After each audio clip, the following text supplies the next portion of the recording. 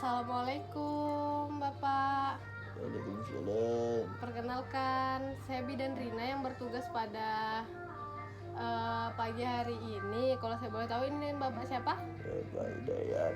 Baiklah Bapak Hidayat. Nah, tujuan saya kemari, saya ingin memberikan konseling Bapak mengenai gaya kepemimpinan. Berhubung Bapak kan ingin menjabat sebagai kepala desa ya Pak ya. Nah, jadi saya berikan konseling.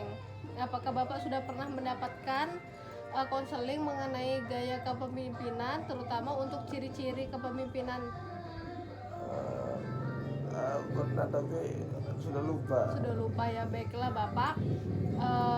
Jadi di sini tujuannya saya memberikan konseling supaya Bapak bisa mengingat kembali ya Pak ya, dan memahami.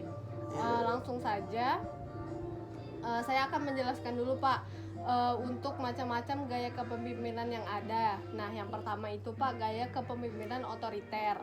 Kemudian ada gaya kepemimpinan demokratis. Kemudian ada gaya kepemimpinan partisipatif dan gaya kepemimpinan tindak bebas. Nah, untuk ciri-cirinya masing-masing, yang pertama saya akan menjelaskan dulu Pak untuk ciri-ciri kepemimpinan yang demokratis.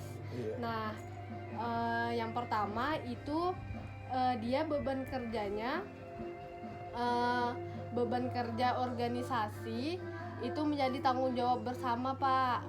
Kemudian, nah untuk bawahannya itu Pak, pemimpin dianggap sebagai komponen pelaksana dan secara integral Pak harus diberi tugas dan tanggung jawab. Nah, jadi bawahan itu akan diberikan tugas beserta tanggung jawabnya. Kemudian disiplin Pak, tetapi tidak kaku dan memecahkan masalah secara bersama kayak gitu. Nah, untuk komunikasi dengan bawahannya itu dia bersifat terbuka dan dua arah. Seperti itu ya Pak ya.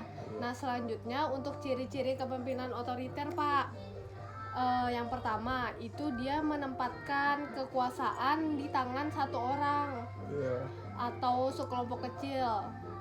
Nah, terus untuk pemimpin dia itu bertindak sebagai penguasa tunggal. Nah, jadi keputusannya berdasarkan dari dia. Nah, terus untuk kedudukan bawahan itu semata-mata dia tuh sebagai pelaksana atau melaksanakan perintah yang diberikan dari atasannya. Nah, terus untuk ciri-ciri gaya kepemimpinan partisipatif Pak. Partisipatif itu merupakan gabungan antara kepemimpinan otoriter dan demokratis.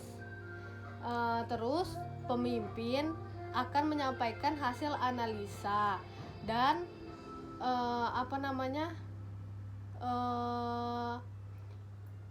mencari solusi secara bersama kayak gitu. Terus staf diminta saran dan kritikannya. Terus keputusan akhir itu oleh kelompok bebas tindak seperti itu. Nah, untuk yang terakhir itu ada ciri-ciri kepemimpinan bebas tindak Pak. Nah, jadi pemimpin itu dia akan melimpahkan wewenang sepenuhnya kepada bawahannya. Terus karyawan dia itu akan menentukan sendiri Pak kegiatan tanpa pengarahan, supervisi kayak gitu. Jadi dia bergerak sendiri. Terus keputusan lebih banyak itu dibuat oleh para bawahan. Karena kan tadi keputusan diambil oleh bawahan itu sendiri kan. Terus kebijakan lebih banyak juga dibuat oleh bawahan. Terus karyawan mengevaluasi pekerjaan sesuai dengan cara sendiri kayak gitu. Apakah Bapak paham? Paham. Baiklah, untuk mengetes apakah Bapak paham atau tidak ya Pak ya, saya akan memberikan pertanyaan. Untuk jenis kepemimpinan otoriter tadi itu cirinya seperti apa Pak? Sebutkan salah satu aja. Dia itu berkuasa sendiri, ambil keputusan sendiri. Iya, baik, betul. Berarti saya anggap Bapak sudah paham ya Pak ya? Paham Bu. Ya baiklah, terima kasih Bapak atas kerjasamanya. Sama-sama. Ya, assalamualaikum warahmatullahi wabarakatuh.